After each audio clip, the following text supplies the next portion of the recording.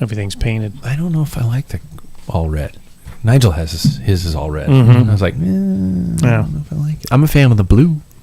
I like Well, the blue. you better with be. mine. Yeah. No, I like yours too, and it's different. Yours is really different. Yeah. Which is cool. It almost matches our Rive kit. Perfect. That's the good thing. When we were looking at it, I remember looking at that going, holy shit. And I was showing it to your mom back before I, maxed a credit card. And I said, honey, but it matches the kit. Yeah. And she's looking at me, she could not roll her eyes anymore without them falling out of her face. I don't think, but, of course. She said, wait there, I'm grabbing a jersey. Look. Yeah. Looks to my phone. Yeah. Oh my God, it's a godsend. It's meant to be. They're speaking to us, honey. The bicycle gods have spoken. We must buy. And scratch it. Yeah. Before we begin, let's. That was actually no hard perfect. feelings. Good. That was actually perfect. I've been kind of the butt of some good insults. My wife hit me this weekend. Oh, yeah. Oh, God, that was bad. I've been the butt. Yeah. Just the butt. No, just the butt. Yeah. Just the butt. Before I begin, let's get to it, you guys. Gooder Sunglasses people, always updating, always keeping it fun. If you are in the Los Angeles area, you guys check out the new Gooder Cabana store. They actually have an actual physical store now. Wow. How fun could that be? If you're not, check out Gooder.com or look for them at your local cool bike, running, or hell, even golf store. No, really, even golf store. Next, Athletic Brewing people, truly the best non-alcoholic alternative beverage out there. It isn't just one or two either. They are constantly offering new flavor combinations, and you got to check out their website regularly to keep on top of things, because some of their offerings actually sell out in less than a day. You won't regret checking it out every now and then, or even better, get a regular subscription delivery and you're all good. But go to Packfiller.com, click on the Athletic Brewing link. And lastly, well, not lastly, second to lastly, I have 4 reads here, guys. Sorry. Wahoo! Get ready. Sure, cross is coming, but so is, quote, try to stay remotely fit, end quote, season. That means you need to make sure you're on the best trainer out there. If you're really serious, check out the Kicker bike. It's fuck. I mean, it's, I just swore during a sponsor read, but it's like, holy shit, that bike is cool. I think it comes with like your brake levers. You can pick Shimano or SRAM shifters for it's cool. Really Check it out, you guys. Truly jewel worthy, in my opinion. Packfiller.com has the link. All you got to do is click your way to avoiding winter fat. And lastly, I need to self-promote.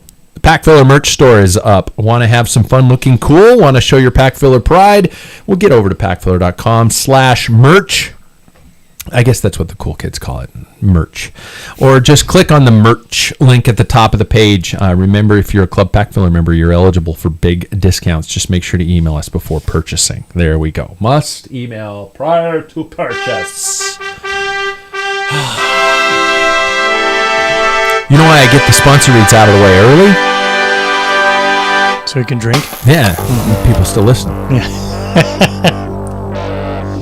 Because if you do it at the end of the show, they're like, fuck, the show's over. Yeah. They're not going to say anything witty. Hey, it's Tuesday. It must be time for bikes and beverages. Yeah, it's time for Perspectives of the Pack. Welcome to another Packfiller podcast. We're as consistent as Primoz Roglic in a leader's jersey. Oh, jeez. We're as reliable as that floor pump you've had for a decade. We're as tight as that skin suit you bought in 1990. And we're as fun as a group ride chasing Strava segments. When I wrote all these today, I did not know that number 1, Primoz Roglic, was not going to be in the leader's jersey at the end of the day. And he crashed. Yeah, and I did not know also that races were going to turn into group ride chasing Strava segments. We are the members of the Packfiller. First and foremost, he is not just Paul Main, he is the Paul Main. How are you, Paul? All right. Because we talked about this weekend, where it was like this. People are like, "Oh, you're Paul? Oh, you're Paul! It's like, Paul. Well, yeah, it's just a matter of, I've been around for a long time. Oh, you're that crusty old one that's been around for a while. Second of all, he's proof that you don't get to pick your own nickname, Jackson Bolger, a.k.a. Nightwing. Do you even like that, by the way? Yeah. Really? I got a nickname, so I feel special. We could call you like stinky shit, and you'd be like, hey, they like me. I'd be running home and being like, Mom, look what they called me.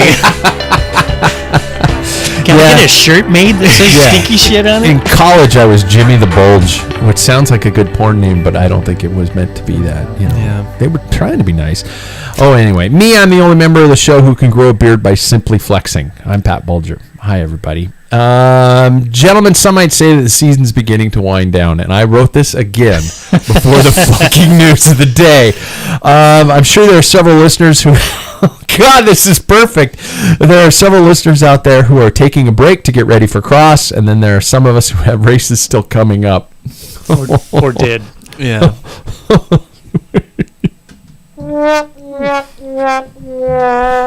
Fuck! Do you want to spill the beans, Paul? Yeah, because you were the one that discovered it. Yeah, and I was just going through my glass Facebook page, which is nothing but cycling because that's all I ever think and do. So the first thing, my wife is sitting there chatting. She went out with a hike with the grandkids and everything. And I'm going, really, listen to her, open it up, and I went, crap. And she's like, what? Oh, they canceled the race, So Turtle Bloom drink. There it was. Mm-hmm. It's canceled. It was a hard decision for them. COVID reason. Yeah, COVID. Yeah. Because it was, it's almost like you knew something was happening last week when you were talking about, well, if Tour de Bloom doesn't happen, I could always do, the chafe with you guys and stuff like that. And I was going, why would he just randomly say that? It's because we've got the toughest COVID protocol in the United States. Our governor has the toughest one. So I thought that was going to be a problem once that came down. Yeah. And it did. Mm-hmm. And so now we're back on to May, I think, is when they're saying that it's going to happen now. They're like, they mean it this time or something like that. Until the beta variant comes around. Yeah, they're going to come up with something new. They're going to start naming them like hurricanes. It's going to that's be right. The COVID Philippe. COVID Henri. Just call Henry. Don't compliment the hurricane. Well, that's the hurricane that hit the East Coast. Yeah. No, that's what I mean. Yeah. So shit. I get my actual question was going to be, how's your riding motivation and how did the week go? So that's I always start with how's your riding going, but this testicle punch that was this race being canceled, the one that we were holding out for. Well, you were holding out for. I had to go to a wedding. Which might get canceled also. Yeah, it could. Yeah, we were talking about that before the show. It's like, wait, that's in Montana, so Yeah, no, it won't be. Yeah, Montana doesn't give a shit. Mm-hmm. Neither does 20 people. Yeah. Most of them will be packing. Exactly. True. So I'll just, I won't go there. How's training and motivation going, gentlemen? Well, last week I pretty much did all of my riding with you guys except for one of them. Really? So yeah, all of it was pretty good. So 4 days? Yeah, 3 out of my 4 days was with everybody, and then one was just alone after 2 weeks of having to deal with smoke and new job and all that. Sure. But now I'm in the swing of things and getting used to it. So, well, I didn't ride with you Thursday. I mean, we started, but you were way out in front of me. So. Yeah. I do want to, before I get to Paul, because you brought it up, I want to throw a huge shout out to a local club here in town, ODZ, which I don't really know what it stands for. Do you know what ODZ stands for? No, we'll find out They'll Thursday. Probably tell me Thursday if they're listening to the show. For hosting this Thursday Night Thunder series. Yeah, Thursday Night Thunder. It sounds like totally like a wrestling thing, but I don't mind it. It's Throwdown Thursday. Is it Throwdown Thursday? Mm-hmm. I thought it was Thursday Night Thunder. That's TNT also. Wow. Well, maybe I'm wrong. Maybe you're right. Thursday Night Throwdown? That's better. That's more wrestling. It's also Dynamite, so we don't know really what it is. It could be anything. Well, it is Dynamite. Things explode, and I'm one of them. Am I the only one thinking of the AC/DC song? No. It's TNT. Oi. Oi. Yeah, so that's what I'm going to be fucking every week. But no, these guys have been hosting this, and it's a spirited ride. It's not an official race per se, but they've been there, they've been organizing it, and it's been consistent every week. And it's the one lone shining beacon in an otherwise world of fuck. Yeah. Yeah. So thanks to those guys for doing that. Mm-hmm. But how's your motivation, especially after this news? And how's your, I don't know. library go? I think I'm so used to disappointment, even in the last couple of weeks. as I signed off my salvage. Fuck, I'm putting it all together. Yeah. I had to sign my car over and say goodbye. Really? Yeah, it was done.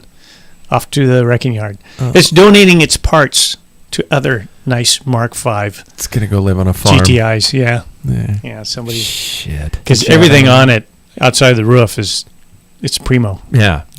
So they couldn't repair it. nah, it smashed the roof, which, you have your roll cage and everything to support. Yeah. So Structurally, you'd take a turn even if they fixed it. It would. yeah, I mean, it's a 16-year-old car, Yeah. 15-year-old car, 32,000 miles on it. Oh my God. And it's only baby. appraised with mileage. I only got $8,000 out of it. So Fuck. I went, just out of curiosity. I know this is a cycling podcast, but That's I went all to right. see. I went to autotrader.com, and in the U.S., if there's another 06, 07, 09 with that mileage, none of them had that low. The lowest I found was 48,000 is in Tucson, Arizona, and they wanted $10,000 for it. But I've seen with 100,000 miles in some parts of California for like $12,000 to $13,000. If Auto Trader, when you Well, put that's- in those keys, they were just like, sure, dude. Yeah. Well, right. and these are actual cars that are for sale. Really? Yeah, an Oh, Auto Trader. man. Yeah, but I mean, So- oh my God, that you, But that means- you found that it was just like Online just to seeing used cars, Yeah. used GTIs. No, I and mean, that. you originally found that car that you had from. Did you find it from Auto Trader, or did No, you it found popped up from some- because of my search. You know how scary Yeah. the world is. Like, for example, I hopped in my wife's car for the first time and plugged in my phone to the Bluetooth, Yeah. and it says, "This Oh. is the first time in a year and a half," and it tells me how far I'm away from this very studio. I'm like, what the hell? Oh yeah, Yeah. yeah. Well, So- apparently it thinks it's your job. Yeah, Mine always tells me where the grocery store is. really. It seriously does. It's just like you're 2 minutes away from Super One Foods. I'm like, Today oh. was the first time that I got in the car and I looked down and it said Come X here. amount of time figured away us out. from work. Fuck. Wow. That's all it is. Yeah. So how many rides did you get in though? Speaking I of got which. 3. Did you? Yeah, I got 3. I got. Well, I do want to comment a little bit on our Thursday night adventure, which we are now perfectly dialing in. That also not only includes a really really hard ride, but then it also includes beer and pizza. Mm-hmm. So Yeah. I don't know what took us so long to figure that out. Yeah. That's a fucking stroke of genius. Yes. And then we had what I consider, even though we haven't officially made them such, but I felt like Saturday was like a team ride Mm-hmm. Yeah. with just the guys, and we went fast. Correct me if I'm wrong. We went fast. Yeah, I felt like we did too. It hurt, but it hurt in a good way, and I was just like I. Boy, those Wapo brothers are like, Yeah. mush. They They are. just start whipping them, and they. Yeah. Yeah, they can't sit on the back for very long. Nope. Yeah, I noticed that. It's just like, and then they always say something insulting about us when they go to the front. They're just like, you assholes, and they just do it to each other. They do it to themselves. Yeah. It's like nobody said anything, man. We're still going the same tempo Yeah. when you peeled off, but Yeah. they go again. If they show up though, I get in a mindset where I'm like, now I gotta be fast. Yeah. So it's just like a whole thing. I had never heard you say, I don't want to be a bitch until Until they they started showing up. people. Yeah, yeah, and so it's like, oh God, what have you done to my baby boy? But I like it. I like it because we were hauling ass, and now I think it's just as Scooter says, we just got to chase Strava. Yeah. Strava. Yeah. It was fun.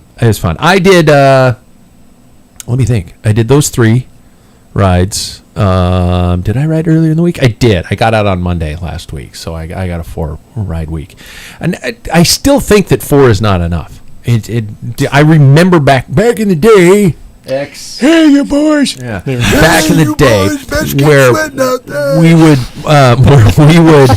if you didn't ride 7 days, you weren't doing enough. But you didn't have a job then, right? You didn't have a family. True. You didn't have a mortgage. So I'm justifying it for us both because I've had to roll back a little bit. I could get my butt out of bed and do the morning ride, but now it's getting cold. I don't get up. It was freezing this morning. No, I thought it was What, like 57? No, it's 48. Holy shit! It was really cold. Yeah. Oh, no wonder. Yeah, 48. No wonder my wife was wrapped in a blanket. Yeah. in her office this morning. Well, she always is, but so I don't know about you guys. I've decided to officially announce that I'm doing the Chafe 80. I think I said that in the last show. But you guys talked me into it because I 150. It's just I don't want to do 150 miles. That's not that fun. Yeah. And then the Corte Fondo. And for those of you who are thinking, wait, I thought I logged into a bike racing podcast. You're right. You are very right. But that's all we got left around here. So I'm going to do both of those. Thank goodness both are in Idaho. Yeah. Because those events will go through. Yeah, exactly. Yeah. The cops will insist on it. Yeah. Yeah. So Check us at the border. Are you packing? yeah. You know? You got any masks? Yeah. No, sir. Move along then. All right. Come on in. Yep. Welcome. Cough on your neighbor. Yeah. Sorry. It is kind of true. That is kind of how they are over there in Idaho. Are you gonna? Yeah, I'll do it. Yeah. The 80? Yeah, and definitely. Yeah, I'm gonna have to do something to shoot for. Yeah. I need. And I'll do the. I was thinking not the 119 of Coeur d'Alene, but what the hell? It's like a a 120. 78, and then there's a 90 something. It's like a 116. I think it's The full 119 or distance? something. Yeah. Maybe it's 116.7. Oh, I keep thinking it's 130. So No. You're okay. You're okay. You're thinking. Yeah, Belgian You've waffle. got that like aftershock of the One- Belgian yeah, the Belgian I waffle. can't get it out of my head. just wake up in a cold sweat. 131. Yeah. 131. It's my, Mama. yeah. Mommy. I'm still sketchy on cross though. I don't know if I'm going to do it. I'm not sketchy. I'm just not going to You're do not it. going to do it. I I love the idea. I love the idea of it. I love watching it. I love watching it. I think it's so cool. But I just don't know if I have it in my tank to do it. Yeah. You guys aren't at all? No. No, Even the summer series, we have a September series coming up. Every Wednesday in September, I think they're doing. We're at. Riverside State Park. Oh, Local state park we got here within shouting distance. I don't know. I think cross is. I would consider myself a fairly good bike handler, but I think cross is a whole other level. Yeah. And so I don't know if that's my kind of game. After the Wednesday night mountain bike series, I was like, wow, that was a lot of brain power to think about that and not just be able to think about the other things. So it was Sure. I think I used it up for the year. Yeah. My mental capacity. My brain words. Yeah.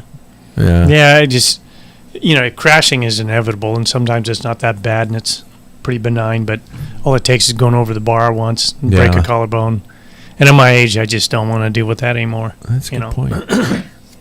I mean, in my Well, you 20s, guys I are- didn't care, Yeah. and crash at 35, 37 miles an hour in the sprint, Yeah. I just scrape off the extra skin off the pavement and try and patch it back on. Like a Yeah. divot in Yeah. golf or something like That's that. right. You guys are masterfully talking me out of it, so thank you. Ah, Yeah. well, Does that you mean- need to talk to Scooter because I think he'll change your Scooter will yeah, talk me yeah. out of it. Does that show that you didn't really want to do it that much that we could talk you out of it Yeah. that Yeah. quick? Yeah, 100%, 1,000%. Yeah, I'm like, no, I'm good. Fuck it. Yeah. I was going to do it, but they talked me out Yeah. of it. Yeah. I do need to find something though. As soon as I think those two fondos will kind of give me something that I got because I want to do them hard. I don't want to Yeah. just kind of go, oh, yummy cookies. Yeah. I want to ride them hard and try and see what we can do. Like you said, try to Race win to the win. 80. But I still think that's kind of cheesy to try to win a fondo. But fuck it. It is a time event. Yeah. Yeah. So, Belgian waffle was a fondo. Felt In like all it. but name. In all but name. Mhm. I mean, it's just a really big ride, which is Grand Fondo, and there were food stops. Yeah. Yep. It's just fucking Just just made you want to die Stupid way halfway to have a through. good time. Yeah, exactly. So, here's my question. Hey, guys, how many times did you use your USAC license this year? And I want the listeners at home to think about that too and reflect on that one. How many times did you use your USA cycling license this year? Actually used it for a race or looked at it? Yeah. Used it. I mean, I looked at it a lot. I did thinking too. Someday, Yeah. I'll use this number. So, Yeah. none. None. Yeah. Yeah. Jackson? None. Yeah, I don't think an Oregon Bicycle Racing Association one counts. Nope. So that means But no. you did enter a race where you needed a license. That's more than we can say. Yeah. Yeah. We were going to use it, obviously, but no, didn't use it at all. So, that which is like shit. How many times did you hope to use it when the season began? When it began, they were talking about having the Twilight Series. About 4 or 5 of those, weren't they, or something like that? Yeah. So there's one. Yeah. And even the RC3 Yep. would have been another one. And then Drink. Dirty Bloom. Which one is it? It's that one. And I was thinking Vance Creek too, but things didn't work out for me. Yeah. That would have been another one. And I would have been, had I gone and stayed with Jack, then I would have at least got one. Okay. I can't commit yet, but I've got to find a way to commit to those spring races to get over there. If they're going to happen, knock on, if they're going to happen, I got to find a way to just say, okay, let's fucking go. Let's say there are 4 of them. Let's just rotate. Everybody pile into one dude's car and go over to Jack's house. The plumbing's fixed. Yeah. And just show up at Jack's house and go like, dude, can we sleep on your floor? Yeah. And Jack would probably say yes. I mean, if he didn't, we'd just sleep in his driveway and make a lot of noise all night. So next week, poo-poo in his driveway. Poo-poo in his driveway. Yeah, exactly. That'll show that motherfucker. Yeah. Show up at the podcast.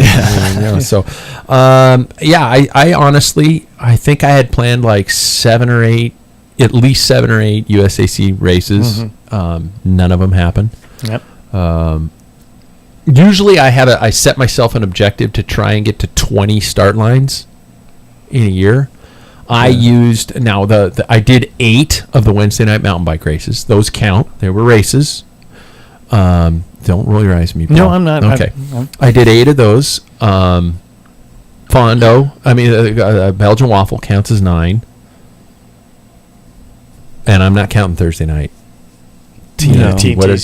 TNT. What is it called again? What is it? What does it stand for again? Thursday Night Thunder? No. Thursday Night Throwdown. Thursday Night Throwdown. Dynamite. Okay. Dynamite. Well, Thursday Night Thunder is also TNT. Yeah. Yeah. Okay. So much thinking. I know. See? They got to be. It is a throwdown. Yeah. Yeah. Okay. So I had 9, right? Mm-hmm. And I was hoping for 20.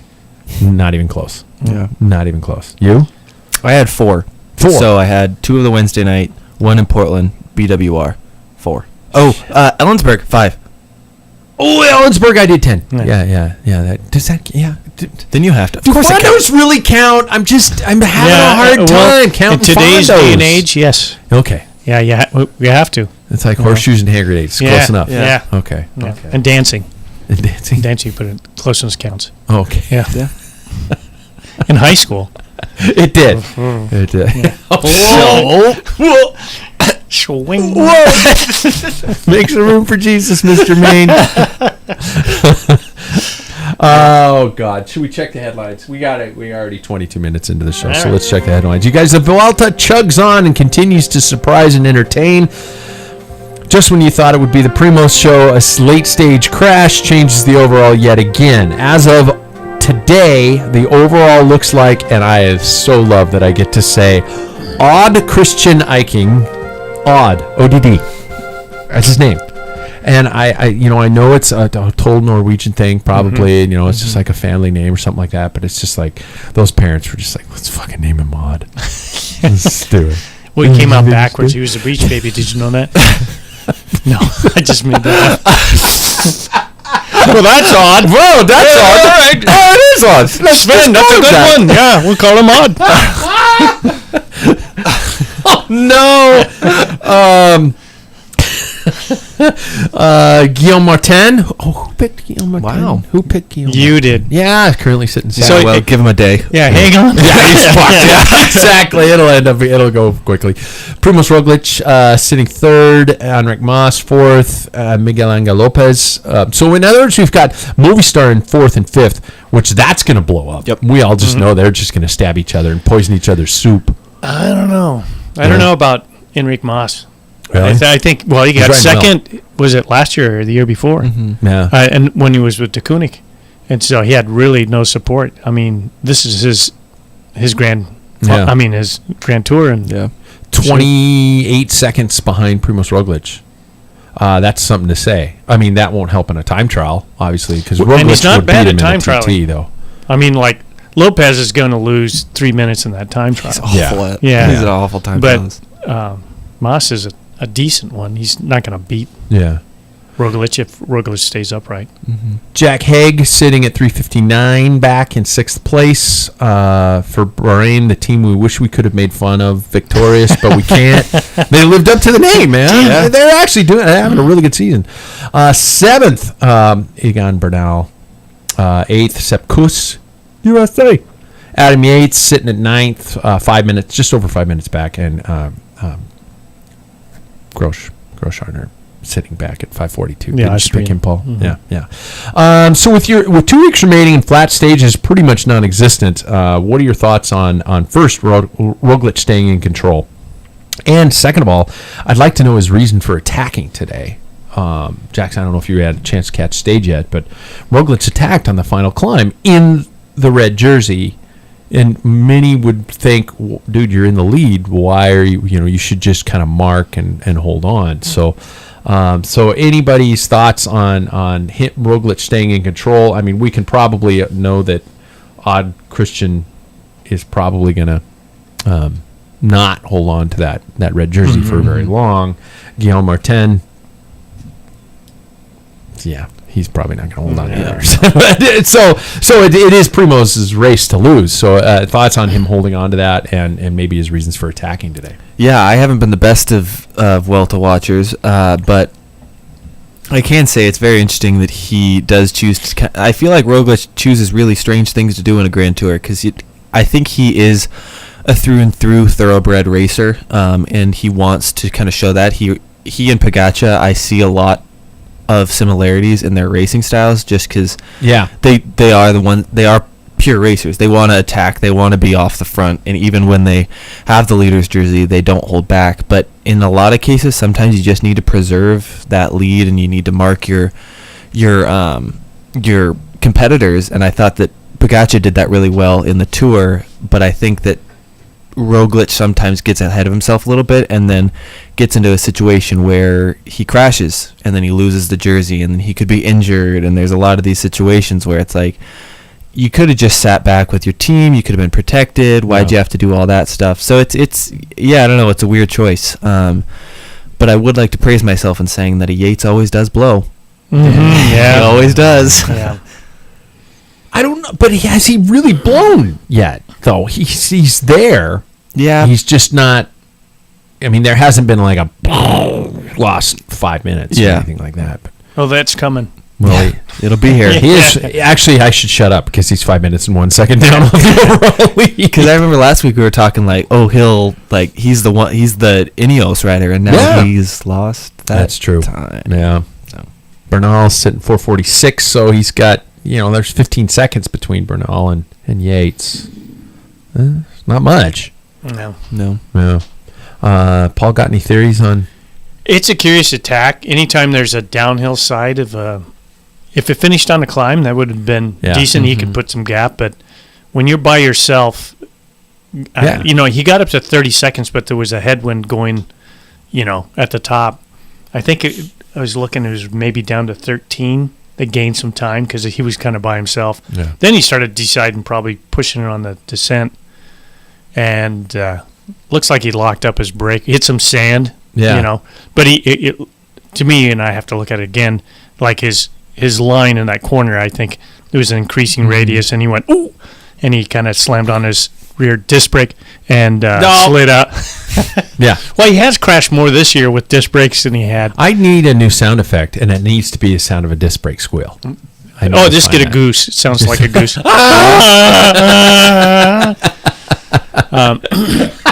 We'll just record it behind Scooter's back wheel. Just ride behind him. Yeah, every once in a while. See, I've been anal about my brakes because of you two. Well, not me.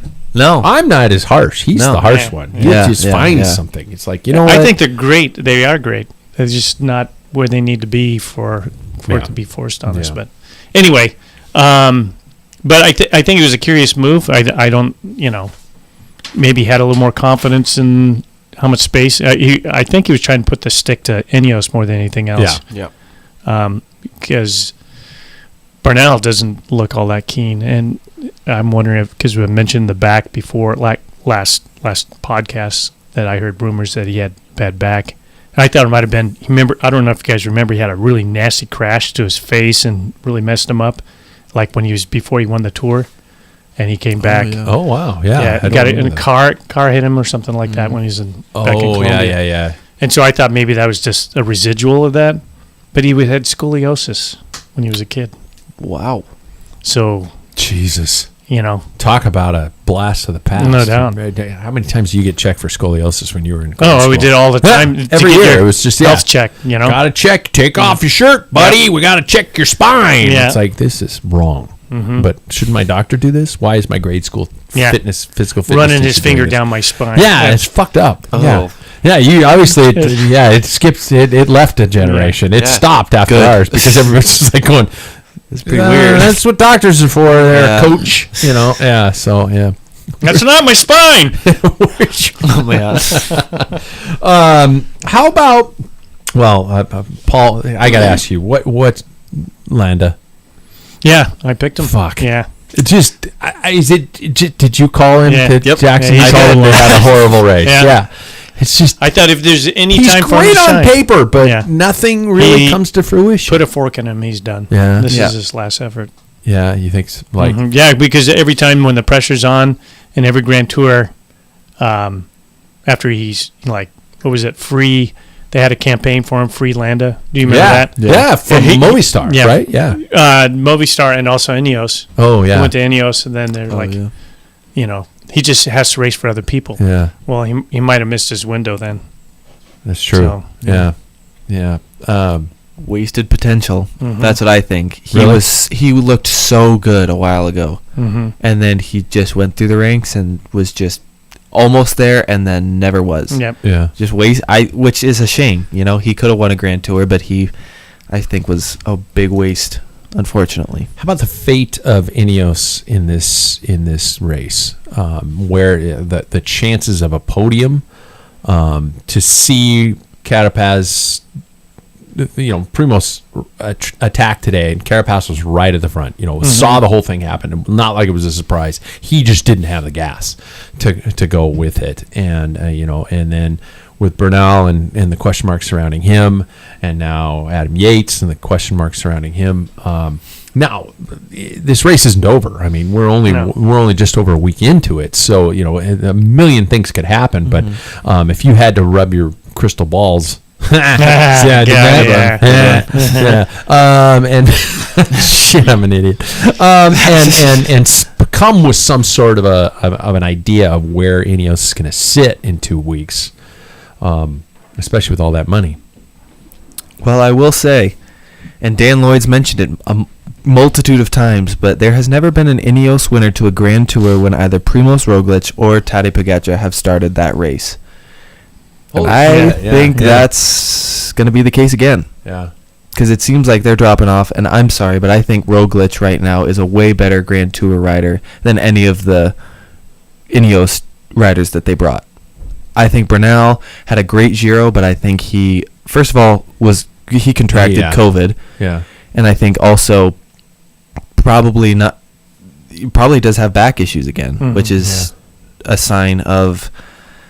I just hope it doesn't look Bernal in the face and go, you are going to only ride for like 2 more years. I hope it doesn't do that to him. Oh, shit. Yeah. Well, Jesus, I'm the negative one.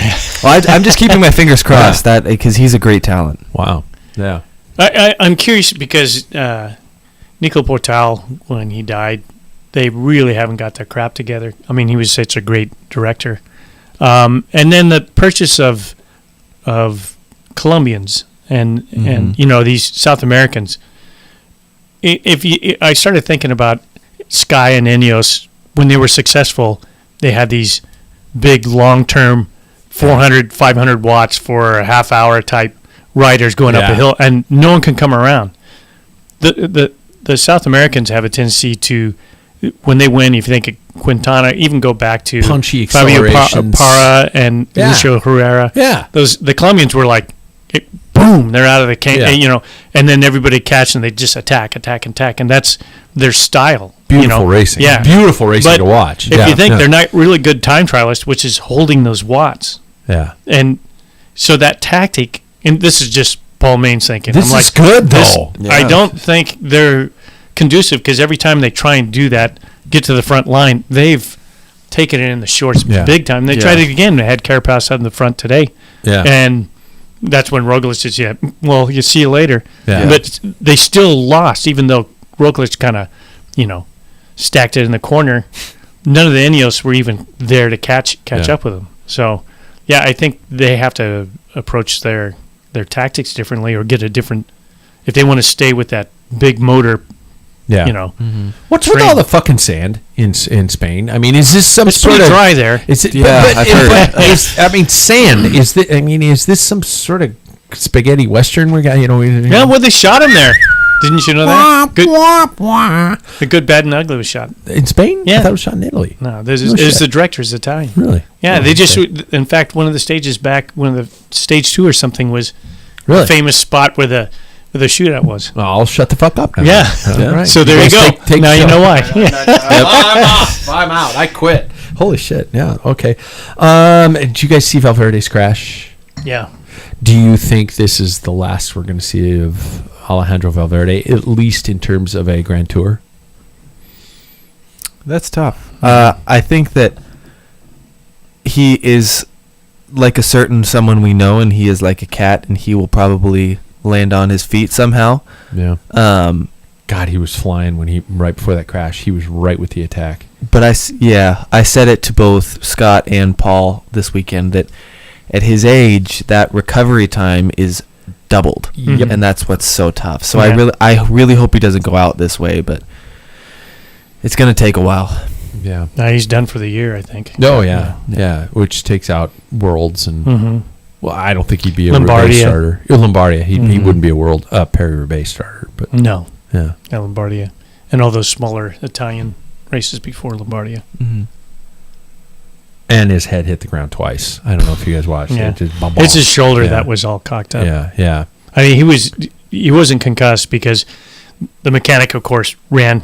I've got a new bike, and he's like, no. Yeah. And he just walked up. It's like you could see him like, oh shit, man, my shoulders dinged.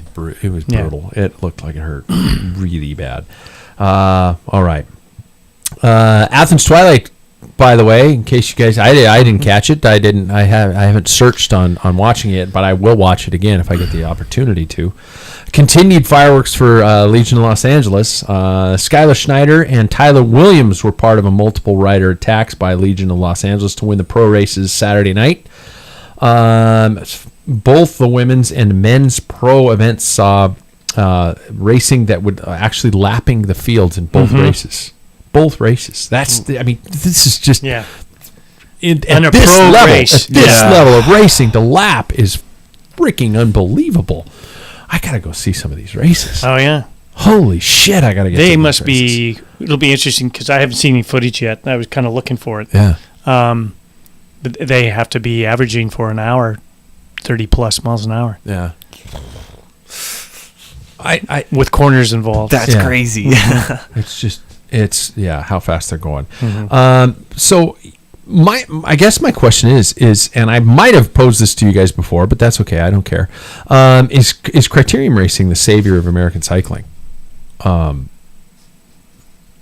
Is this what's gonna fly here? I think it's American road cycling, I should say. Yeah.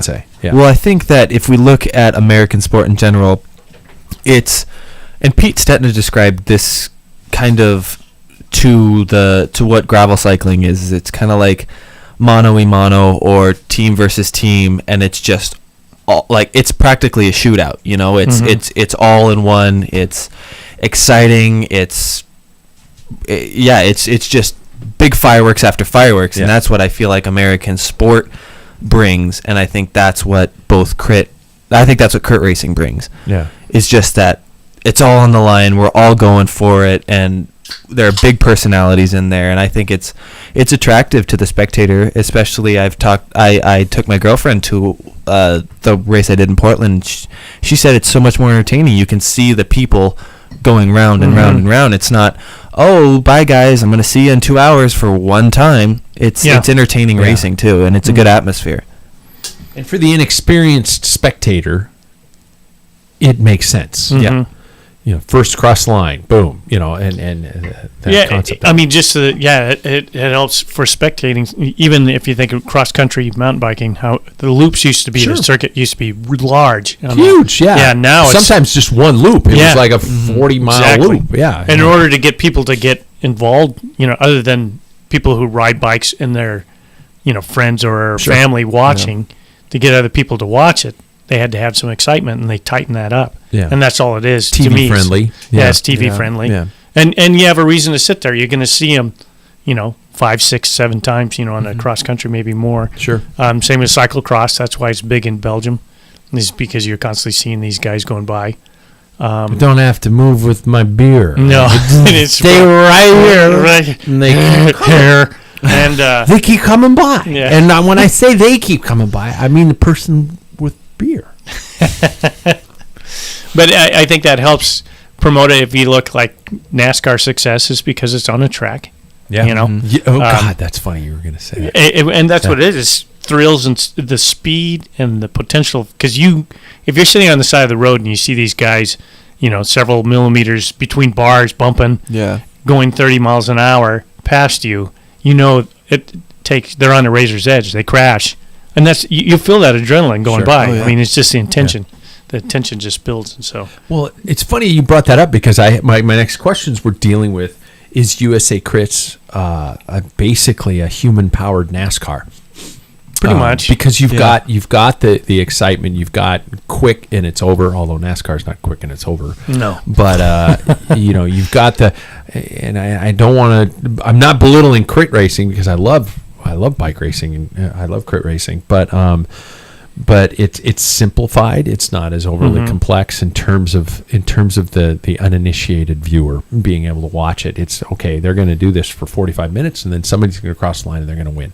Trying to describe a stage race to somebody who doesn't know is it's like trying to describe tax codes. It's horrible. And on top of it, we've got the drama because I don't know about you guys, but every time I check social media, somebody in the Criterium racing world is yelling about somebody else in the crit world. And it's this constant banter between these guys.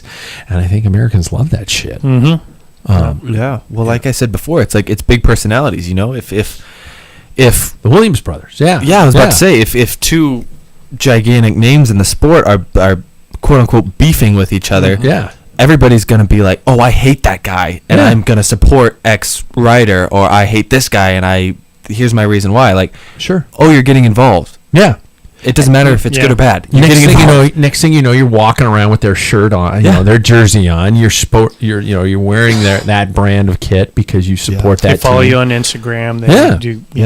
It's fucking NASCAR. Well, even just to put it, kind of departure a little bit about crit racing. My grandson, who is 6 years old, we bought him a bike last year, and he just kind of he's just one of those kids. It's just he sees danger, you know, that type of thing. Smart kid. And like I was 3 years old, bit the pavement. Grandpa didn't figure it out. Yeah, exactly. Yeah. Grandpa would stand there on the side of the road. Boys, best keep sweating. The more sweat, the better, boys. He's boys, like, I don't like Grandpa. Grandpa scares me. So he's gonna check my spine. Why does he do that? But during the River City Cycling Classic, he was going to come and watch me race. Oh. So I thought that would fire the fuel, Yeah. to see bike racing and stuff. So, I mean, a road race, it'd be going, you're 6 years old. Now what? And they just went by.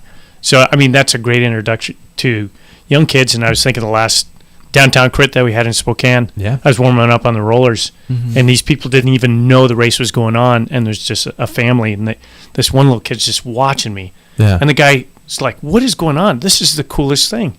And, Yeah. it does. It brings people out. They can see kids are just feel that excitement. Sure. And stuff, so.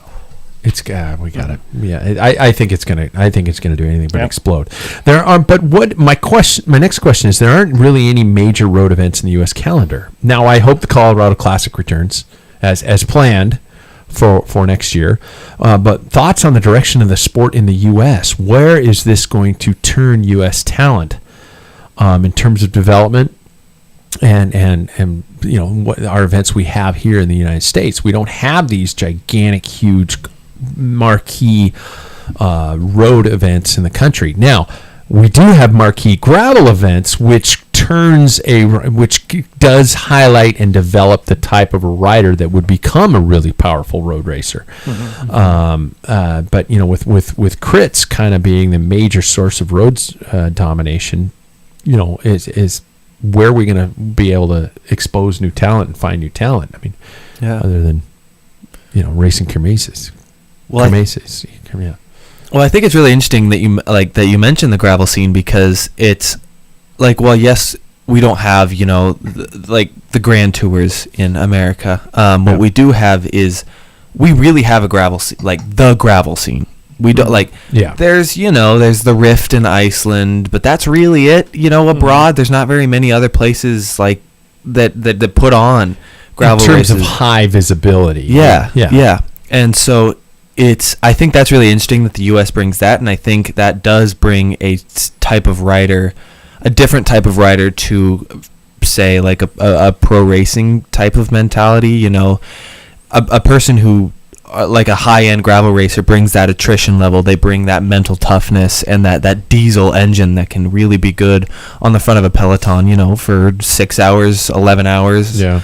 And I think that's a really interesting thing about America, is that we have something that, like a discipline of the sport that really no other country has.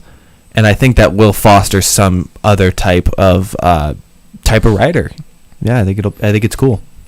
Yeah, I have to agree on that 100%. I think that as of the general public being exposed, gravel's not going to expose people. No. It's not going to bring any interest to young kids going, hey, I want to do that. No. I think crit racing is the one to get those who are not into bicycling. You know what I mean? Yeah. If some form, that's going to... Then you might get some unusual talents that are sitting on the couch and might get off the couch and, what are we, over 300 million people? Yeah. And Slovakia has more people in the Tour de France than the United States. I think there's 5 million in Slovenia. Slovenia. Oh, yeah. Okay. Yeah. So, it's just one of those things that we need that exposure to get people out. But also, I think you're going to find those talents, because Ashton Lambie was a gravel guy. Yeah. Yeah. Sepp Kuss was a mountain bike kid. Yeah. So all those, are great venues for obviously some really great talent people that came on the road or track like Ashton. Yeah. But they do need that exposure into the road scene in some way, shape, or form. And Sepp Kuss in a crit world is not going to happen. No. Yeah. Ashton Lambie's he's not a pack riding type of a guy. He's go balls out by myself, and so that's just, we never would have had those if that scene would have just stuck. Speaking of gravel, there's a recent amount of drama, gravel and drama, speaking of, at the recent Steamboat Gravel, centered around cinch rider Lauren de Crescenzo. Crescenzo, is that how you pronounce it? Sorry. According to a statement from the team, it appears that Lauren and Cinch were accused of providing assistance within the race by her male teammates. As gravel is held at the same time on the same course with occasional separated start times, it brings to issue the potential of riders from different categories helping each other out. And this is going to segue nicely into where we're going with our topic tonight. But the ethics of applying tactics outside of your category. Is this something that gravel racing needs to address? And if so, how can they? The beauty of gravel right now is that it's relaxed. It's this grassroots style of racing that it is. It's the event format that allows everyone to play at the same time on the same course, and everybody is really worried and hesitant about gravel being ruined, so to speak. So is this another unfortunate stepping block? Do you think that there needs to be established rules between providing assistance for people in other categories, and have you been in kind of situations like that? Yeah, I read a good amount of this. Amity Rockwell posted on her Instagram story a good amount about this, and she was saying how she didn't like it, but she also didn't want to like kind of get engaged with the public about it. Just she wanted to put her opinion out there, which I respect. But I don't know if I really love the tactic.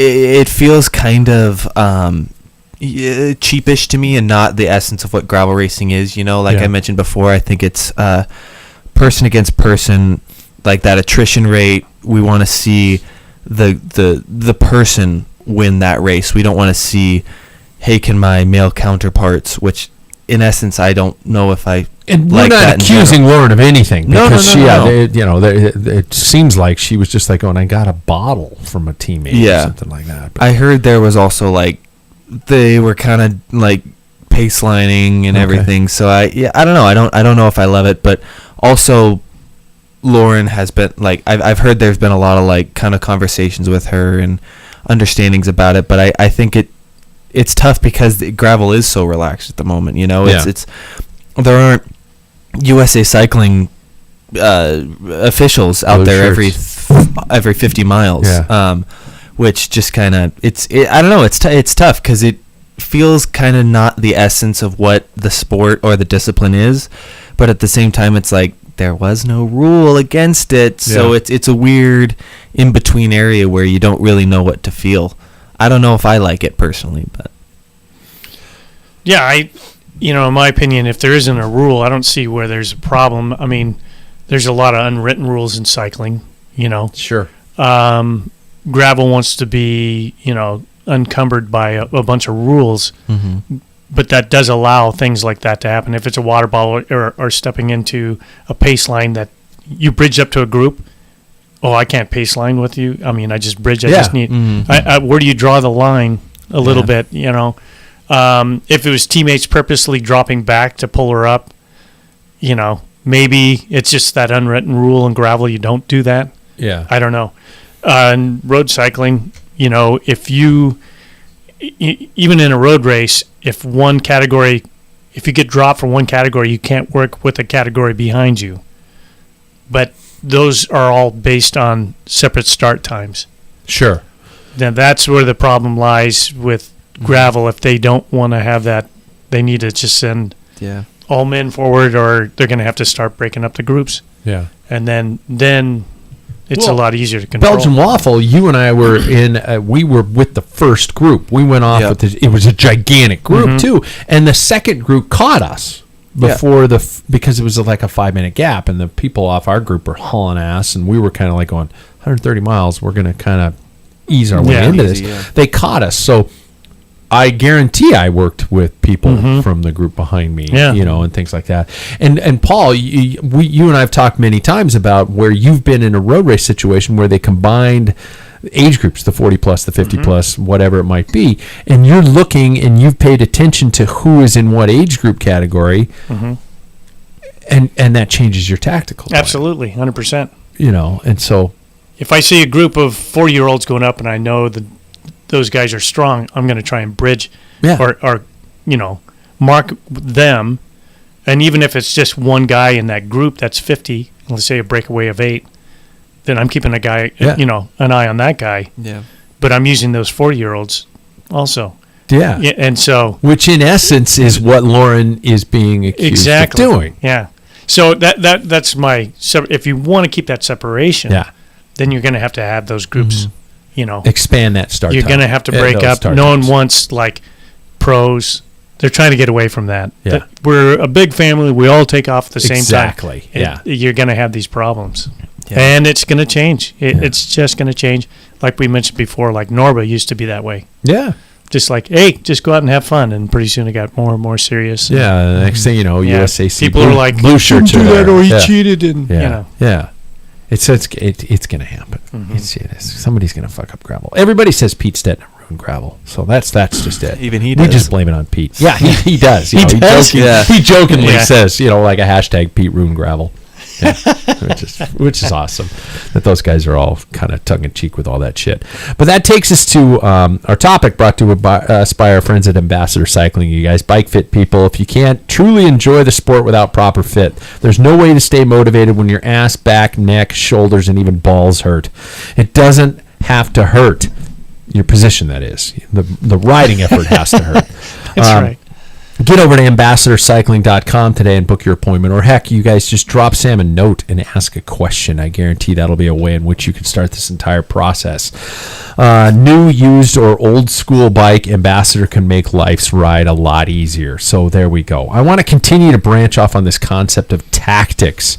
And I got to owe Paul thanks because he brought this one up. Cycling is a sport beyond just pedaling hard. Road, mountain, track, gravel, cross, you name it. The strongest rider doesn't always win. Even in time trials, the strongest rider doesn't always win. There are ways in which you can tactically race a time trial. Race plans are made and many change mid-race. So let's talk about plans, successes, strengths, and mistakes made in that tactical game. So first of all, just what comes to mind, you guys, when the concept of tactics is brought up? And I know I'm going to get a big extreme from my two guys here in the studio because there's a range of tactical mastery, and I don't mean to insult anybody. No, Jackson. No, it doesn't at all. Yeah. I love it. You're just like, fine, I don't care. Yeah. What comes to mind when that term is brought up? To be honest, it's something that I think about not too often, but I think about every once in a while.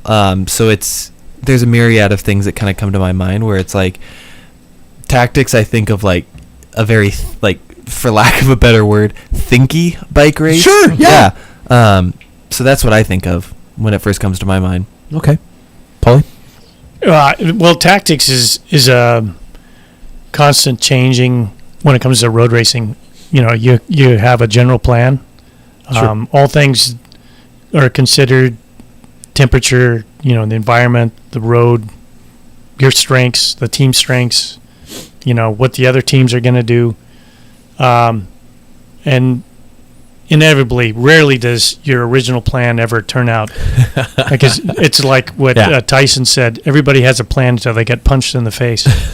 So he would know. Yeah. And You bit a guy's ear off. That was a tactical shift. Yeah. that's exactly I'm right. biting down. I'm doing it. So, Yeah. I think that's a strange thing about cycling because especially at the amateur level, we don't have radios. We don't have. Yeah. So team tactics, as you move up in category, become a huge, as you know, Pat. Yeah. It becomes like, what happened? I was really strong, and you get in a Cat 1-2 race, and it's like, Yeah. you're hanging on for dear life because people are. We're just There's a working different, you over. they work you over, or I mean, even in a breakaway, there's a tactic with the people, the personnel. You have to know who's good at what, and that's not always information you're going to be privy to. No. Very true. But I think part of that is experience, and that's Sure. Yeah. What if you had to define your tactical style? Would you be like, I don't know, a pre-planner, a team planner, an improviser, or a muscle-through kind of a person? If you had to give yourself a category in terms of your tactical riding style, what would it be? I know what Paul's is, but I hope he says it. Oh, to be with mine, I think I would mix in a little bit of improviser and a muscle thrower. Okay. Yeah. Okay. I'm all of them. Yeah, really? I have a general plan, and the thing is as the race progresses, depending on how I feel, pretty soon it's just I got to muscle through this. Yeah. Throw that out of the window. I mean, you do. It's constant, like I said, it's organic. I think tactics are organic. I have to label myself as probably predominantly an improviser. And you guys knew it. Yeah, Which I find don't know. extremely strange because you like to set the season with I have to start 20 events, blah, blah, blah. Yeah. I'm not that way. Really? To me, it's like I will choose that event based on how I feel and how well I think I can do in that event. So I don't set a number, and then I look at what the event is. Yeah. Does that suit me? You were just like, I'm going to get there. What's the course like? I don't know. I start to the line. I'm just going to go. Yeah, let's and fucking you go. improvise. Yeah. Yeah. And there's nothing wrong with that. There's a lot of fun in that. I think it stems from all of my years of riding without a team.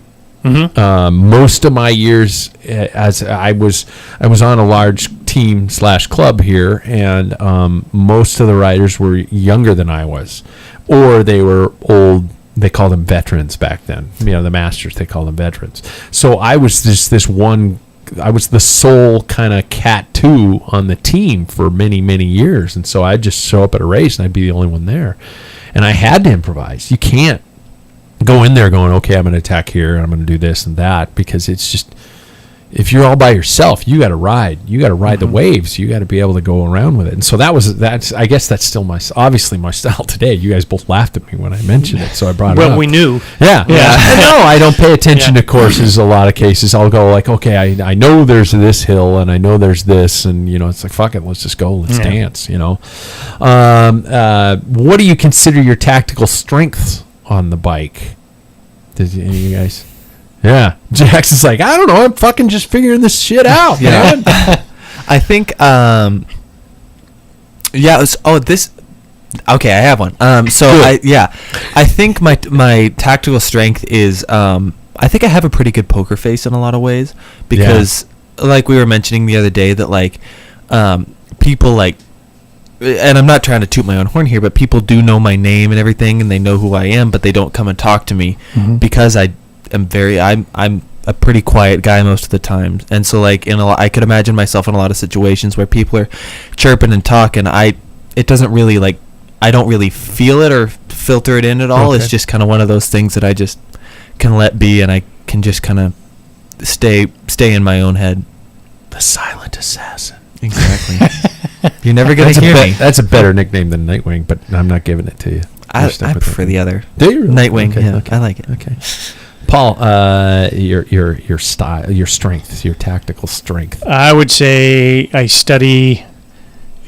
I thought I was a big study on like a race the night before, not night before, but whenever I target a race, the parkour, the who's there, that type of thing. But I think Scooter's trumped me on that. Scooter's amazing on that. Yeah. We kind of run on that same line, but he's... It's like he hacks into own personal databases. Yeah, he does. And he's like, oh, I know what they're, He has so-and-so, and he's got blue curtains in his bedroom. He has a yellow bike, and he's circumcised. Like, whoa. Wait, what? Scott, man, that was too far. Yeah. Was that out loud? Dang. Anyway. Running your finger down his back. Yeah. It all comes back. Call back. But I think that's what I like to study. And even like the TNT, to me, it's like, all right, I can see a pattern here. Yeah. And then it's a matter of getting in that position. Even if I'm weak, I got to figure out a way to get beyond that tough part for me. So, I mean, it's always that's the best thing about bike racing. It is very, very cerebral. You can always rethink it. Yeah. But some people like just square heads down and just punch through, and some are very successful at that. Oh man. Mm-hmm. How reliant are you upon your teammates for your tactical plan? I never was, because I can't wait to actually do a race with you guys, because it's just I spent so many years just going, well, you're out there by yourself, man. So figure out a way to get across the line first. And I guess I could say in my youth, I just put my head down and rode as strong as I could. The races I won were probably just 50% luck and 50% power. Yeah. I don't have that anymore. I don't know. I think that I've raced so little with a team to a point where it's like I don't even know if I can say I have depended on them at all. I don't know. I think the only time that I can really think of is that Zwift ride we all did together when when it was me and somebody else, and I heard you guys kind of helping me out, telling me what to do. That was like a really helpful experience. So I depended on that quite a bit. But yeah, I don't know. I think in real life, not too much. Yeah. Well, I'm not a talented writer by any means, so I was always in the team for, well, they called me the welder because I'd weld gaps shut. And he's like, hey, yeah, shut that down. So, you know, that I obviously have a diesel motor, so that, you know, my victories are usually because of my leader. I can think of a Cat 2 race that I won that they were too busy watching my leader, and I got away, and they refused to chase, and, you know, then you win. But a win's a win. Yeah, fuck yeah. And I've had several others where a leader's gone up, and somebody's trying to bridge up, and I just mark them, and then they sit up and mark him once we bridge, and then I attack. Yeah. And that's the only way I can win. But for me to go out and try and be a leader, it's never worked. Yeah. I've noticed that Paul, if there is prior information to be obtained, you've always found a way to get your hands on it. You know, what do you do when you don't have any of that? For example, you show up a race almost blind. You know, you don't know your fellow competitors. You know, I keep thinking of Scooter. You know, Scooter's on it, man. Yeah, and that's a fucking great. Yeah. It's a smart thing to do. Or, you know, I was thinking of Ellensburg, where Terry knew the course, man. He knew it was coming. He knew when it was coming. He knew what the pitches were and things like that. What do you do when you don't know the competitors, the course, or heaven forbid the conditions? God, I keep thinking Ellensburg. We were like, it's going to be a bit windy. Awful. You know, it's Ellensburg. It's, you know, 400-mile gusts in our face. But, you know, how do your plans change when you're not fully aware of those types of things? You know what? There's got to be some kind of intel, like even the written part of the course. Yeah. And then I try to visualize it, and then even whatever I can, strangely enough, I'll Google or try and look back at past results. I mean, sure. And I'll always check the weather. Yeah. And then the course, where it's going and where the wind is and prevailing wind or whatever they predict, at what speed, that type of thing. I think you can always get information, but I've never been successful when I have lack of information. Really? Without a doubt. Yeah. Yeah. But it makes me want to return, because now I know, like, this hill it said only 10%, but it felt like 20 and it hit at the wrong spot. Yeah. You know, I know how to approach that differently. So, again, experience makes a big difference, I think. Jay, you got anything? You know, I'm not. No, yeah.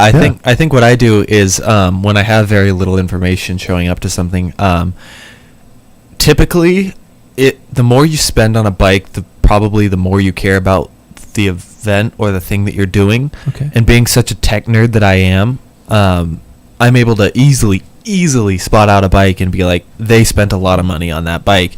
They're probably going to go for this event. Mm-hmm. Sure. So when somebody shows up with, you know, if it's a gravel event, if somebody shows up with a brand new 2021 Canyon Grizzle or like one of those really high end bikes, I can tell, oh, they're trying to win. Or like if they show up with like a top of the line BMC or something like that, I'm going to know, oh, they're probably going for it. So I find that information pretty valuable, especially in what they're Orange Giant TCR Advanced. Yeah. Seriously. Yeah. But I also, in their apparel too, if somebody shows up with a skin suit or if somebody shows up with like the socks, like the Aero socks, they're looking to win. Yeah. So always keep an eye. I've spent a lot of time at races, especially in the beginning phases of the races, watching people, their behavior, the way they ride, the style in which they put their hands on the bars, you know, and how are they sitting on the hoods, are they, you know, their upper body, are they relaxed, their pedaling style, things like that. I spend a lot of time looking at riders in the beginning stages of races, stuff like that, going, I don't know who you are, but you know, that guy's lean. I'm checking dudes out. But you have to. And I that's how I start to kind of get my feel of a race if I don't know what's going on, and that's the basis of my improvisation. You know, and where I'm just kind of going, okay, that guy, and then if somebody's, I also watch how other people deal around them. And, you know, if you're at the start line and people are kind of crowding around them, that guy's obviously a stud. You know, that guy's this person, or things like that. And that's how I get that's my intel. I just kind of watch people, and you know, sometimes it falls flat. I remember when I was coaching you, Jackson, at a crit, and there was this kid who was just like, that kid's huge, he's fit, he's buff, he's dialed in. Little did we know that he took the first turn and forgot how his handlebars worked, and he completely rotated them all around and just fell flat on his face. Yeah. It's like, oh, he doesn't know how to ride. That's all loaner gear, you know, and stuff like that. And so it's like, well, anyway, you know, and then you and your teammate just rode away. Yeah, that was the end of the race. So yeah, technically we were right. Yeah. He's the one to watch. Yeah. Plant his face. Yeah. Yeah, exactly. So I watched him crash. I was like, how the fuck did you do that, dude? That's impressive. How about nutrition is a tactic. Do you guys take that into account super seriously? I have to. Like it's become I can tell that I am starting to understand it a lot more. It's starting to kind of become a little bit of a, not to once again toot my own horn, but a bit of an art for me, where I've been able to tell, like, oh, I had a good breakfast, I don't have to eat right now, save it till 1:15, or you don't have to eat this ride, you've been able to drink enough. Okay. And so I'm starting to be able to tell when my body needs what it needs, but I think it is, for me, probably the most important thing. Really? Because if I don't hydrate correctly, or if I don't nutrition correctly, if I don't eat before correctly, then it's the day screwed. I don't have enough on me to mess around with that stuff. I got a tank. I got a full fuel tank. I'm just like, fuck it. I have to say, I was impressed because, what was it, when we met at Hammers, and you had like all this protein, eggs and bacon and all this stuff, and it's like, and we rolled out, and we're probably maybe 25, 30 minutes into it, and you're taking this massive long pull. I thought, I got to find out which direction the wind is, because he's going to toss and Technicolor yawns here pretty soon. Because I would have thrown up. You put in a huge effort, and then you ate that huge, heavy protein. I couldn't handle it. I still treat my body like an amusement park. I'm not lying. I'm a fucking idiot sometimes, man. You did. Whoa, here we go. I think my weakness, like crits, I always like to race hungry. Do you? Yeah, I don't want anything in my belly. So, I mean, it like 4 hours. Yeah. Before I do, and because the crits are 1 hour or less, so you're just running on adrenaline anyway. You just half a bottle at that, or even if a bottle at all. Yeah. And I am total rubbish when it comes to anything over 60 miles. My nutrition, that's where I come unglued. I've never ever found anything. You're still eating like fucking Fig Newtons and stuff. I know, like that. because the only thing that works. Anytime I try like new stuff, I got a story about it, Fig Newtons, but when I tried gels, and I was out with Scooter, and I started like, I could feel the wheels coming off, and he goes, I got one more gel, and I pumped it in there, and I was like, my stomach just really? Oh, it was nasty. Wow. Yeah, the gels do not, and the early days with the EPO, we had that one, the Harry Gary jersey. Oh yeah, Smurf one. Yeah, that time period. Expensive. Yeah, that's right. We had all these excuses. The excuse jersey. Yeah, it was all a bunch of excuses on it. But we Honey Stinger. Yeah, and everybody liked that, and it was because I don't do well with just sugar. Yeah, processed or not, it didn't sit. No, I couldn't. I tried everything. So. Yeah, I haven't found that recipe yet. Wow, okay. Tell me some mistakes tactically. It's like blatant, I fucked this up. I mean, everything was going great, and then I did this, or something like that. You guys can think of any specific tactical mistakes? It doesn't have to be nutrition or something like that. It could be, it could be like everything was going great, and then I made this critical. It's a tragic flaw, I guess we could call it. Yeah, it was a big one for me. I was training really hard, and I hit the wall, and I was told by this masseuse that used to travel the national circuit. Vera was her name. We called her Vera, and she was into chakras and all that. Whoa. Yeah. But she was a very good masseuse. Sounds like she's on a strip club tour. Yeah. No, I mean, all the... Hi, I'm Vera. I'm Vera. You got any dollar bills? But that's how she made her living. She just followed the national circuit. When came into Washington Trust Classic, she stuck around for Sorry, Vera, if you're listening. I mean, I'm not to insult you. I bet she's not. But she said, I've seen this so many times. You overtrained. You need to stay off your bike for 5 days. Don't even touch your bike. Just, put it away and do something else. I'm like, no way. I can't handle this. She goes, well, you don't like, because I was just burned out. There's nothing I could do. And so I picked up my bike, and it was the state championships. And it was actually here in Spokane. And it did the Tum Tum we did that ride and went up Spring Canyon towards Springdale. Oh yeah. And that's a brutal. We climbed up Big Sandy, and I'm thinking, because climbing is my worst, and people are full gas, and I could not. Back then it was a 7-speed. I had a 12-22, and I couldn't get in my 42-22. I couldn't get into it on my 19. I'm staying on it, and I get over the top, and there's 12 of us. I'm like, sweet, I'm in the lead break. And so we started rotating and stuff, and we stayed out in front, and I think 20 miles to go, there was a feed zone, and there was another one prior to that I got everything, and I thought, I'll just grab a bottle. And this team that were in that group, there was 2 of them, they attacked. Oh, shit. And I'm grabbing a bottle and went, oh, that's it. Yeah. And I thought, because I really didn't need that bottle. They attack in a feed zone. That's kind of It was before, it was slightly after. They did grab their stuff and go. Oh. But my feed was a little later. They had their feed planned at the early. Fuckheads. Yeah, that's kind of mean. And the thing is I didn't have to grab that bottle. Yeah. That's where that was a mistake.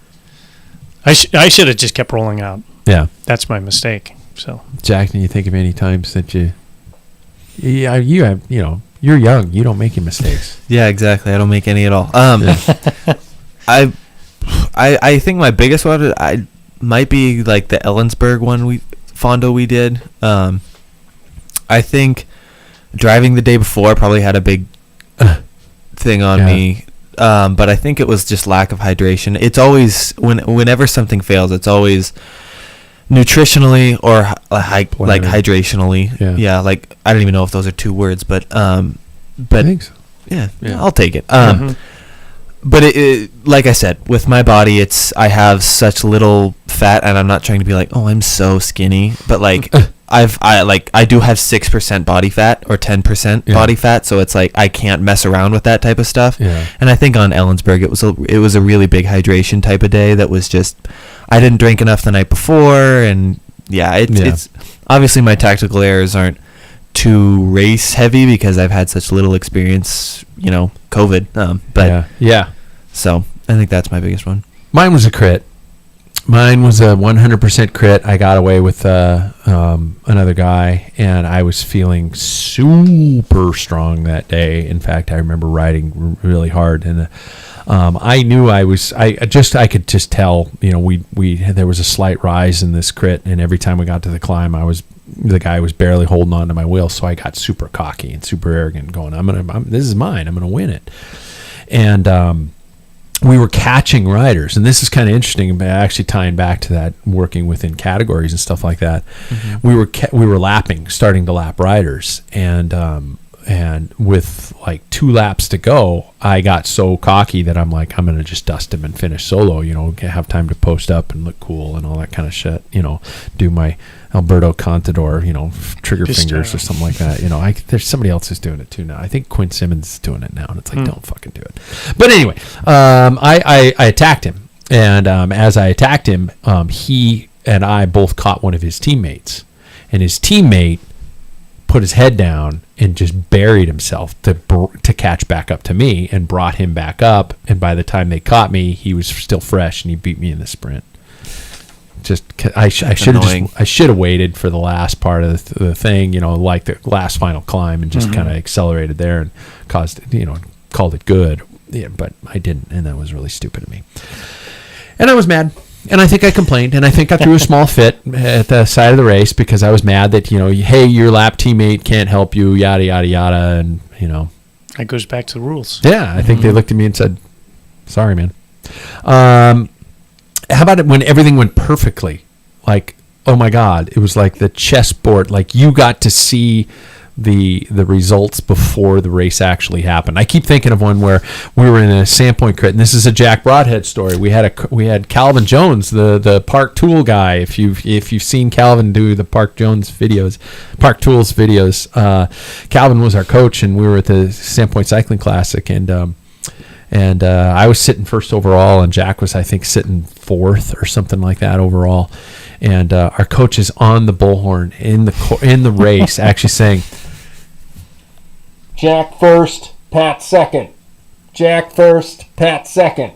And he was telling the entire field how he wanted us to race for the entire race.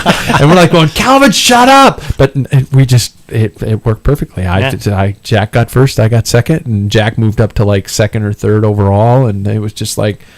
It's almost like everybody was our little playthings that day, and it was awesome. It was a great day.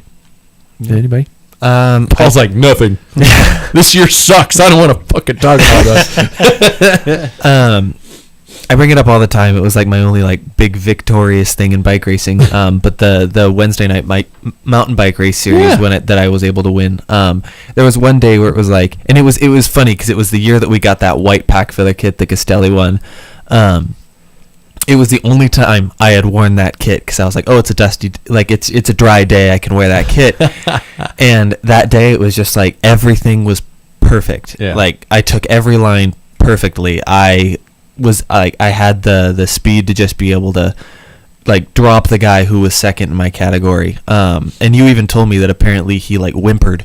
Yeah. Which was the best part of the day. Oh, yeah. And then right in that final stretch, I remember being behind the lead guy, and I didn't even know, and I just clicked it down into one of the lower cogs and just came around him, and I looked at you and my girlfriend, and you were both like pretty wide-eyed, and I was like, oh, I was the first one. I had no idea. So, yeah, that was a good day. Everything just plays in. Yeah.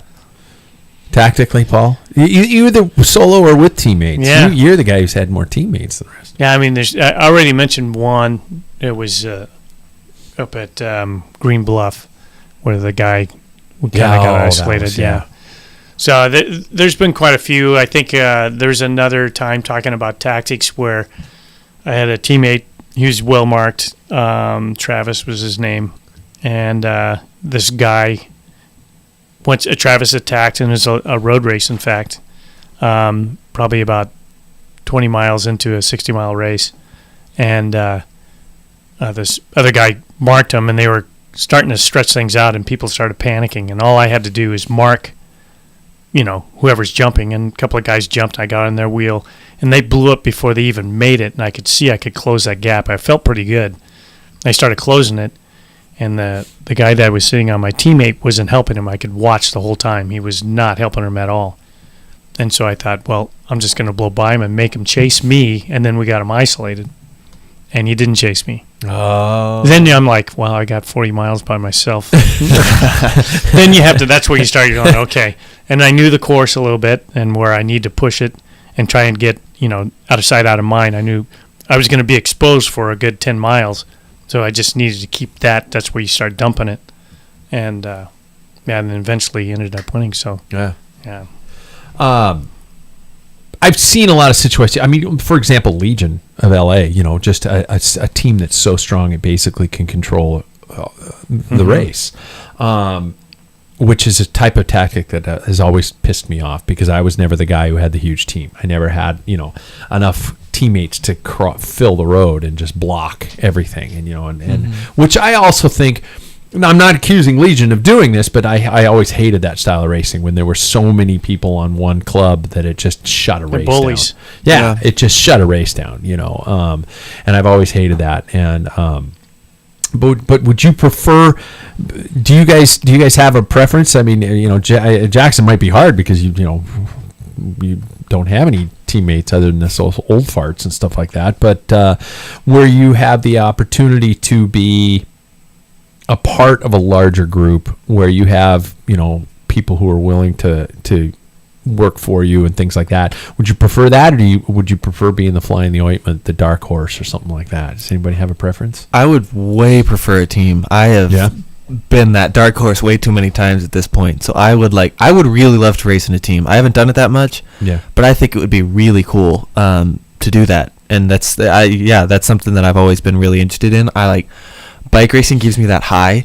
Like those Thursday night rides give me that like really intense high. Like people talk about a runner's high. A cycling high is so different, I think. Really? Yeah. And for me, that high is like a competitive high.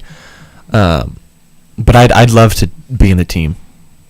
I'm getting close to being done with being the individual. Yeah. Solo. Yeah. I think I've been on both ends. It is really fun. I've been on bully teams. It is fun, but it is not. It doesn't promote the sport, and it does make, Well, we were on the same team, Team Spokane, back in '90. When we tried to split up on the training series, 2 different teams, just to make it fair.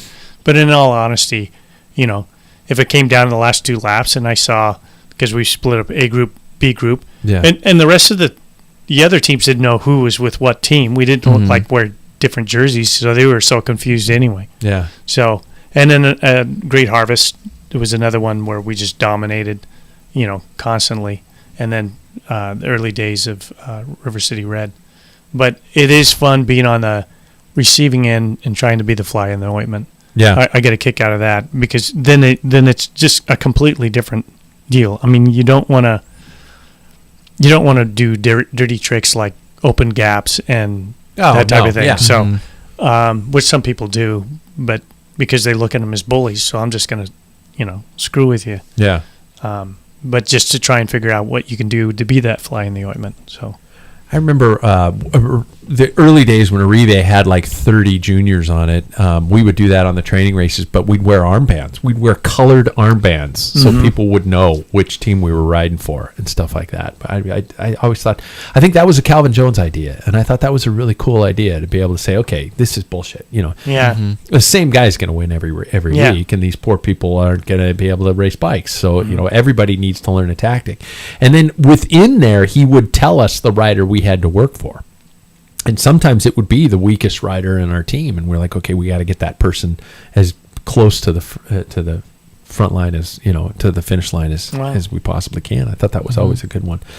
I think there's a fine line for me at least, in terms of a team tactics and having a group to work on team tactics, and we talk about this all the time in terms of how many teammates as a regional domestic would be perfect, ideal. And I'm like, right now I'm just like 6-7 people on a team would be perfect, because it's like, you can all fit around a dinner table together after a race, or something like that, and then you can all share those tactics, and everybody gets the opportunity to be involved, and you don't get so big that you're out on a training ride and somebody comes up and they have the same kid as you, and you're like, who the fuck are you? I don't even know who you are. And now I have to race against you. Yeah, sure. I raced for a short amount of time Saturn at Bellevue, which was a pretty big regional team, and the races I went to, they looked at me and said, who the fuck are you? And I was like, I'm Pat, I'm here to race with you. And they're like, no, you're going to completely work the first part of the race, and then you can go away, and I was like, well, why would I race for a team like that? And I think I would love to have a small core, under 10, I guess I would say. So, hopefully, that's the dream setup, right? I don't know how many guys are on the Legion squad when they roll up at a crit, but I guarantee it's less than 10. Yeah, they have pretty big crowd, but yeah.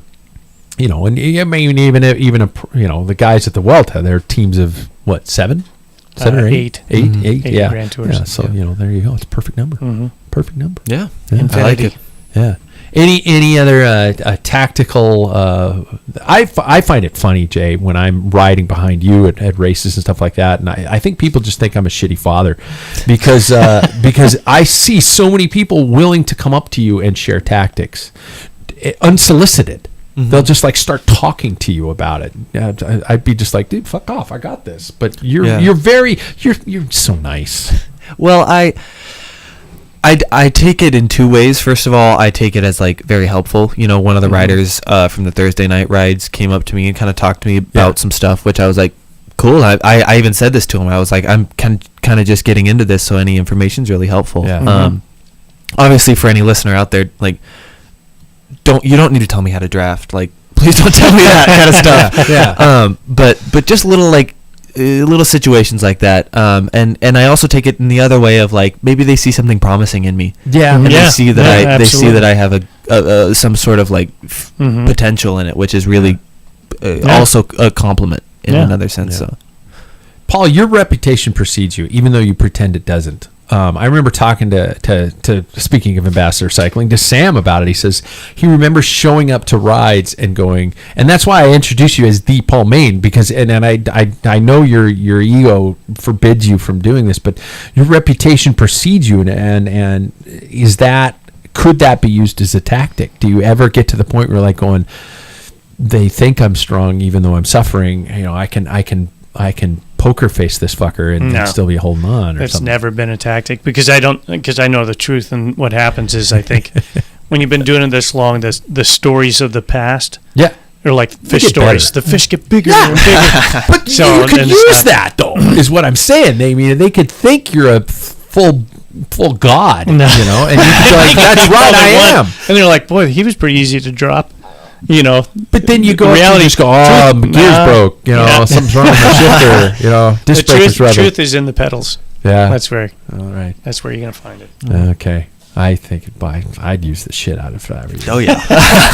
I'm the guy who talks too much, so everybody knows I'm full of shit. So. Telling everybody, dick. Yeah.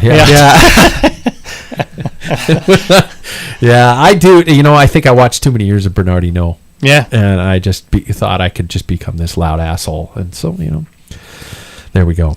And if I am a loud asshole, just be gentle with me, because I also bruise easily. Hey, you guys, thanks for listening. Be sure and subscribe.